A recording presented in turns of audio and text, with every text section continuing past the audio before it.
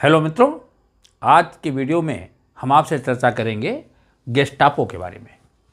Gestapo जो Germany की Nazi party से संबंधित रही है,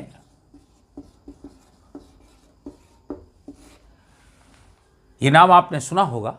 जर्मन गुप्तचर पुलिस, जो जर्मन गुप्तचर पुलिस थी, उसको इस नाम से जाना गया।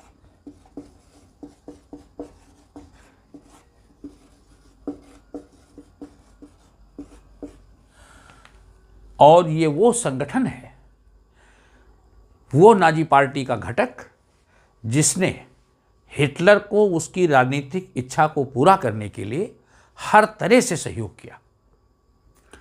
हुआ क्या कि जब हिटलर 30 जनवरी 1933 को पावर में आ गया,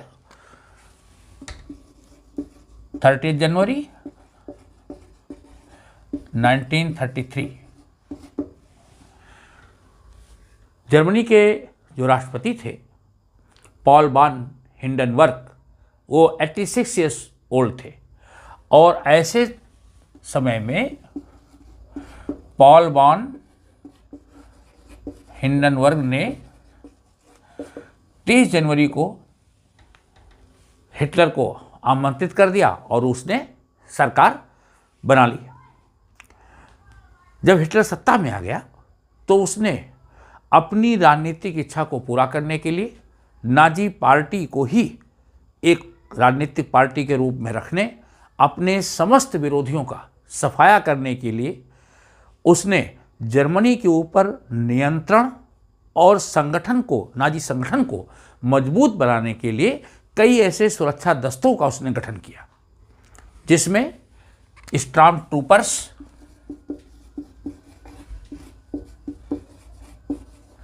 एसएस,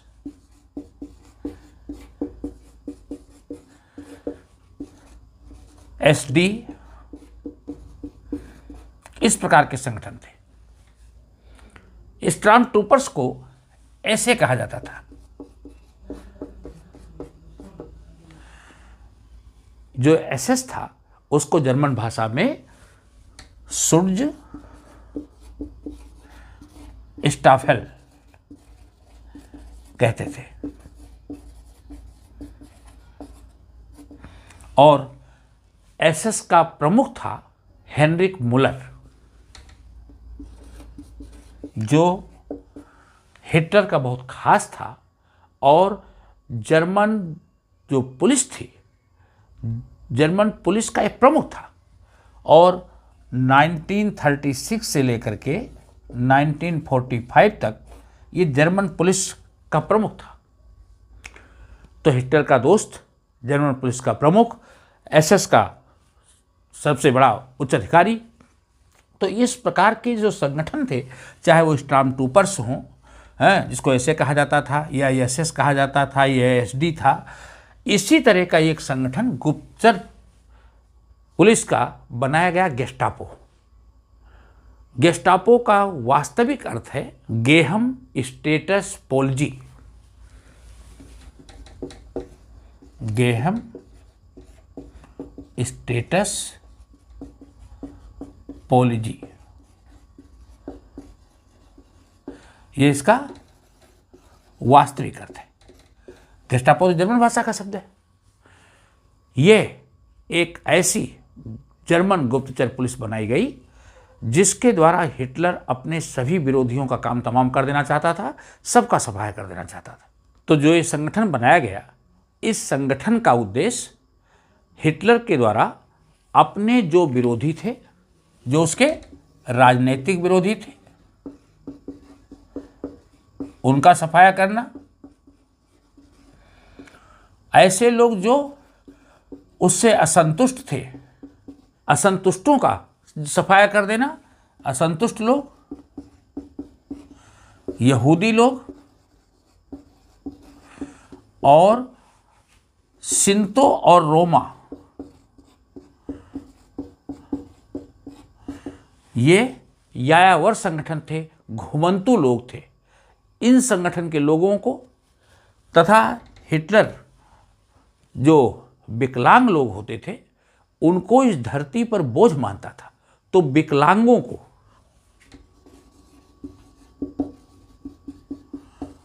और समलैंगिकों को, इन सब का सफाया हिटलर ने गेस्टापो के माध्यम से किया।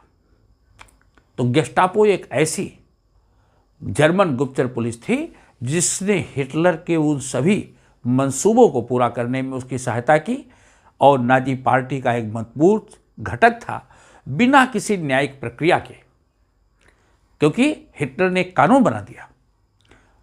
उस कानून को जो जर्मन संसद थी राइचस्टैग, उसके द्वारा बाकायदा पारित कर दिया गया और उस कानून के द्वारा गेस्टापो को कोई न्यायिक प्रक्रिया पूरी किए बिना इन लोगों को वो कभी भी उठा सकती थी और उनको मृत्युदंड दे सकती थी। तो इस तरह हिटलर ने गेस्टापो के माध्यम से ये सारे काम किए और बड़े पैमाने पर राजनीतिक विरोधियों की हत्याएं की गई, उनका सफाया किया गया। तो आपको मालूम हो गया कि गेस्टापो क्या था, गेस्टापो किस उद्देश्य के लिए बनाई गई, इसका नाम कैसे पड़ा, इसकी भी बड़ी इंटरेस्टिंग कहानी है। गेस्टापो देखिए, इसमें 7 अक्षर है और इसका वास्तविक अर्थ है गेहेम स्टेटस पोल्जी। गेस्टापो नाम इसका जर्मन डाकघर के एक व्यक्ति ने दिया। एक्चुअली क्या, जब ये संगठन बनाया गया तो ये हुआ कि भाई इस संगठन का नाम की मोहर बनाई जाए और ऐसी मोहर हो जिसमें ये 7 अक्षर अच्छे से फिट हो सके। तो ज़्यादा बड़ी मोहर बननी नहीं थी, 7 अक्षर की ही मोहर बननी थी। उस मोहर का आकार ऐसा था और उसमें गेस्टापो शब्द ही फिट बैठा। जो डाक विभाग का कर्मचारी था वो भी ये नहीं जानता था कि जो वो शब्द बना रहा है, उस शब्द के नाम की जो संस्था है वो कभी इतनी क्रूर भी होगी, जिसका इतिहास इतना भयानक भी होगा। लेकिन उस डाक विभाग के कर्मचारी ने ये शब्द गढ़ा और उस शब्द को उस मोहर के रूप में अंतिम रूप दिया गया और वो गेस्टापो संगठन नाजी संगठन का एक ऐसा घटक सिद्ध हुआ जिसने बड़े पैमाने पर लोगों को मृत्यु के मुंह की ओर धकेल दिया। तो इस तरह से इसका नामकरण डाक विभाग के, जर्मन डाक विभाग के कर्मी के द्वारा किया गया। याद रहे, इस शब्द को इस रूप से गढ़ा गया जो उस मोहर में फिट बैठ सके। 7 अक्षर का शब्द था। अब इस संगठन का जो मुख्यालय था वो कहाँ था? गेस्टापो जो विभिन्न पुलिस एजेंसियों को मिला करके एक जर्मन गुप्तचर पुलिस बनाई गई, उसका जो मुख्यालय था वो बर्लिन में रखा गया। हेडक्वार्टर इसका बर्लिन में था और बर्लिन में प्रिंज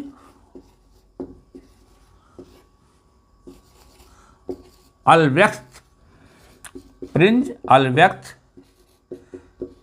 ट्रास नंबर 8, ये इसका मुख्यालय था। बर्लिन में प्रिंज अल्ब्रेख्ट स्ट्रास नंबर 8, ये इसका मुख्यालय था और इस संगठन में लगभग 40,000 लोग थे। जो ये जर्मन गुप्तचर पुलिस थी, इसमें लगभग 40,000 कार्यकर्ता थे और इनकी कोई निश्चित अलग से ड्रेस नहीं थी। पहले जर्मनी की जो पुलिस थी वो हरी वर्दीधारी पुलिस थी, लेकिन जो गेस्टापो बनाया गया ये सामान्य सादे कपड़े में रहते थे, क्योंकि इनको गुप्तचर पुलिस का काम करना होता था, नाजी विरोधियों को ढूंढना होता था। तो ये लोग नागरिकों की जैसे सूट पहनते थे और इनको पहचान पाना बहुत मुश्किल था। जो इसके कार्यकर्ता थे, पता ही नहीं लगता था, वो दूध वाला भी हो सकता था, कोई फल बेचने वाला भी हो सकता था, कोई रेड़ी लगाने वाला भी हो सकता था, कोई भिखारी या कोई विद्यार्थी भी हो सकता था। तो मुखबिर कौन है इसको पता करना मुश्किल था। यहाँ तक कि जब 2 कार्यकर्ता जो गेस्टापो के होते थे तो उनकी भी पहचान बड़ी मुश्किल होती थी, क्योंकि इनके पास किसी प्रकार का कोई आईडी कार्ड या कोई ऐसा पहचान पत्र नहीं होता था, फोटो पहचान पत्र नहीं था। इनकी पहचान फिर कैसे होती थी? जो गेस्टापो के सदस्य होते थे उनको एक वारंट डिस्क दी जाती थी और उस वारंट डिस्क के द्वारा उनकी पहचान होती थी। किसी प्रकार के फोटो पहचान पत्र इशू नहीं किए गए थे और ना उनकी कोई ड्रेस थी।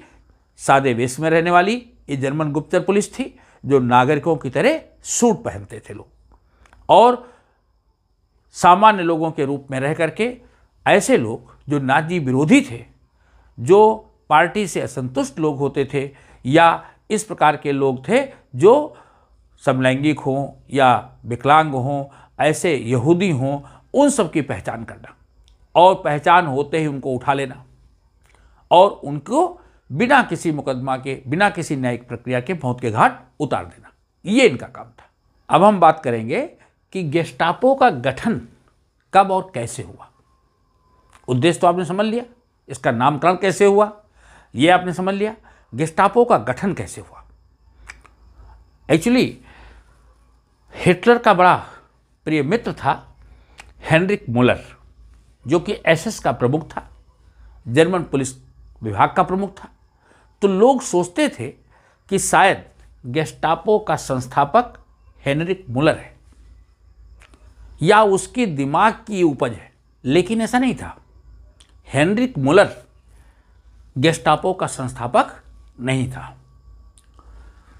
कहानी इस तरह से है कि जब हिटलर सत्ता में आया 30 जनवरी 1933 को, उसी समय से हिटलर ने अपने हिसाब से जर्मनी को, नाजी संगठन को मजबूत करने, जर्मनी को नियंत्रित करने के लिए उसने ऐसे कानून बनाने चालू कर दिए।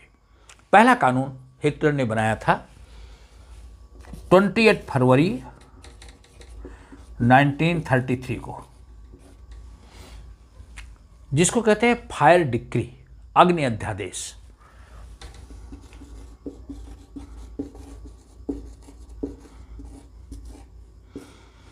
अग्नि अध्यादेश या फायर डिक्री। इस कानून के द्वारा हिटलर ने अभिव्यक्ति, प्रेस और सभा करने की आज़ादी को अनिश्चित काल के लिए बंद कर दिया। मतलब कोई भी व्यक्ति अब नाजी पार्टी के खिलाफ बोल नहीं सकता था, कोई राजनीतिक सभा नहीं कर सकता था, जुलूस नहीं निकाल सकता था। हर प्रकार से ऐसे कार्यों के ऊपर प्रतिबंध था और अगर कोई करता तो उसको न्यायिक अभिरक्षा में ले आ सकता था, उसको दंडित किया जा सकता था। प्रेस की आज़ादी समाप्त कर दी गई, मीडिया पर पूरा नियंत्रण लगा दिया गया, लोगों को बोलने की जो आज़ादी थी, जो नागरिक अधिकार था, वो अधिकार समाप्त कर दिया गया। तो फायर डिक्री के द्वारा अभिव्यक्ति, प्रेस और सभा,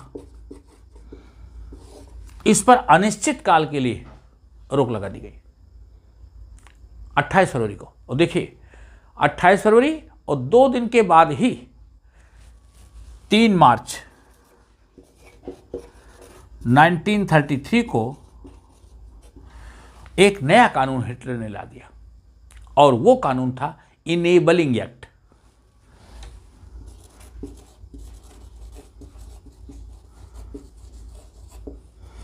इनेबलिंग एक्ट, इनेबलिंग एक्ट के द्वारा जो जर्मन संसद थी उसको हाशिए पर धकेल दिया गया। हिटलर ने वो पावर प्राप्त कर ली कि वो अध्यादेश के द्वारा सरकार को चला जा सकता है।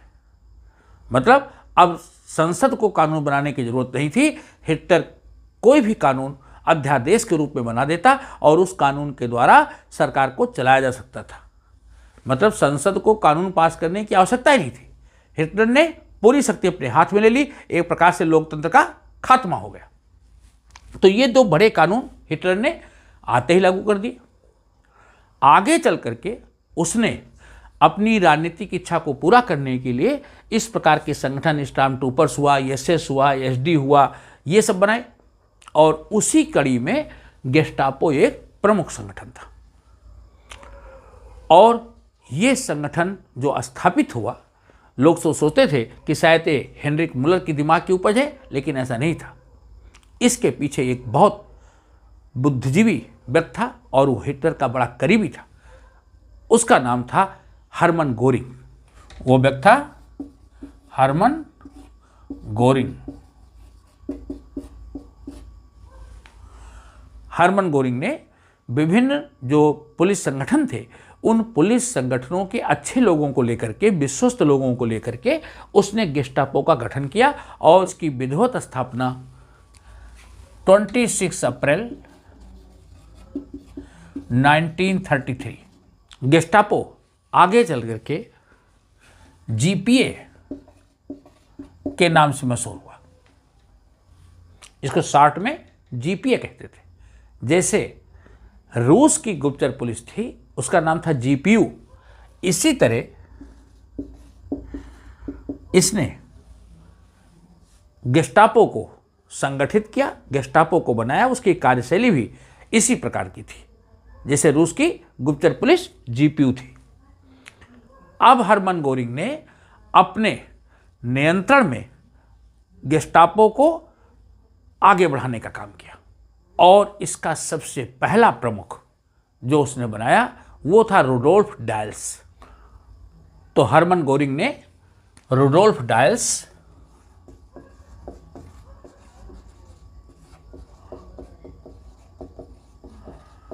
इसको पहला प्रमुख बनाया। गेस्टापो प्रमुख रुडोल्फ डायल्स बना और ये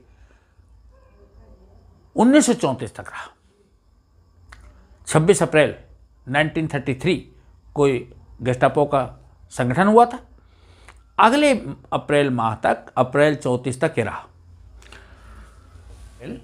20 अप्रैल 1934 में रुडोल्फ डायल के स्थान पर दूसरे व्यक्ति को गेस्टापो का प्रमुख बनाया गया और वो दूसरा व्यक्ति था Heinrich Himmler. Heinrich Himmler. Heinrich Himmler को सेकंड गेस्टापो प्रमुख बनने का मौका मिला और इसका एक सहयोगी था जो बहुत ही कुशल, बहुत ही मेधावी और उसकी आंख से कोई बच नहीं सकता था, इतना ताक झांक में माहिर। उस व्यक्ति का भी बड़ा योगदान था गेस्टापो के लिए और उसका नाम था राइनफोर्ड हेड्रिक। तो हिमलर का साथी था राइनफोर्ड हेड्रिक। तो ये तीन व्यक्ति ऐसे थे जो गेस्टापो के बड़े अधिकारी थे। पहला रुडोल्फ डायल्स, दूसरा हेनरिक हिमलर, तीसरा राइनफोर्ड हेड्रिक। और इन लोगों ने अब अपने उद्देश्य को पूरा करने के लिए उन तमाम विरोधियों को पकड़ने के लिए वो सारे तरकीब इन्होंने अपनाई जो हिटलर के लिए जरूरी थी। सारे राजनीतिक बंदियों को उठा लिया गया और उनका सफाया किया गया। यही नहीं, 10 फरवरी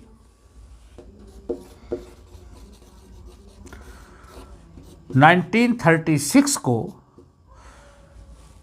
एक कानून बना दिया गया और उस कानून को कहते हैं गेस्टापो कानून। गेस्टापो कानून एक ऐसा कानून था जिसके विरुद्ध कोई अपील हो ही नहीं सकती थी।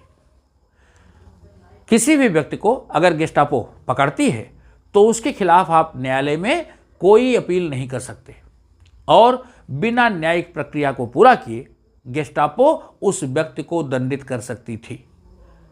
एक ऐसा कानून जिसमें आपको अपना पक्ष प्रस्तुत करने का कोई मौका ही न दिया जाए। तो 10 फरवरी 1936 को जब ये कानून बन गया तब तो गेस्टापो के हाथ पूरी तरह से खुल गए और ऐसे सभी बंदियों को, ऐसे सभी विरोधियों को उनसे जो चाहा वो सजा दी। गेस्टापो ने जो पॉलिटिकल प्रिजनर्स थे उनको तो सजाएं दी। मानव और सांस्कृतिक चिंतन को प्रभावित करने के लिए जो ऐसे लाइब्रेरीज थी जहाँ अच्छी पुस्तकें थी, ऐसी पुस्तकें जो नाजियों का विरोध करती थी, ऐसे पुस्तकालयों को जला करके साफ कर दिया गया।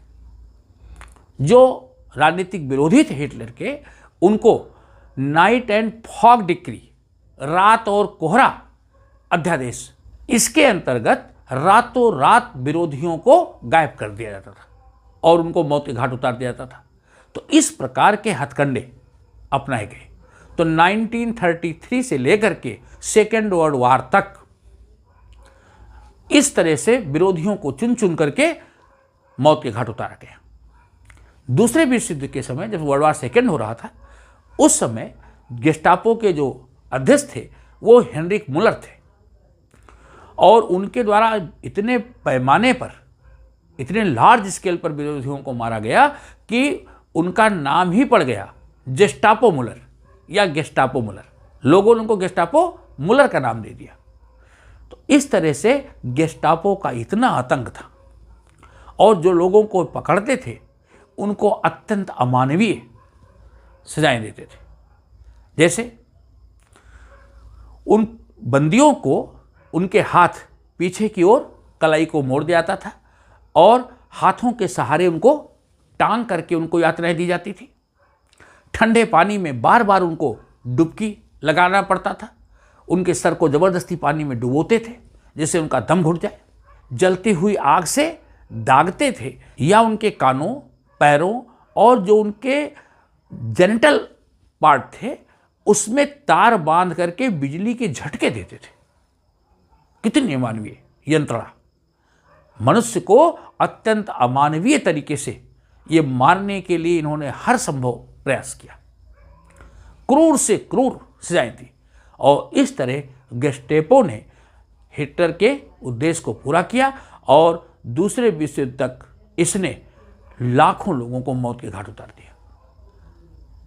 जब वर्ल्ड वार समाप्त हुआ, न्यूरमबर्ग की अदालत में गेस्टापो के कार्य के परीक्षण किया गया, तो इंटरनेशनल मिलिट्री ट्रिब्यूनल ने इसको क्रूरतम आपराधिक संगठन घोषित किया।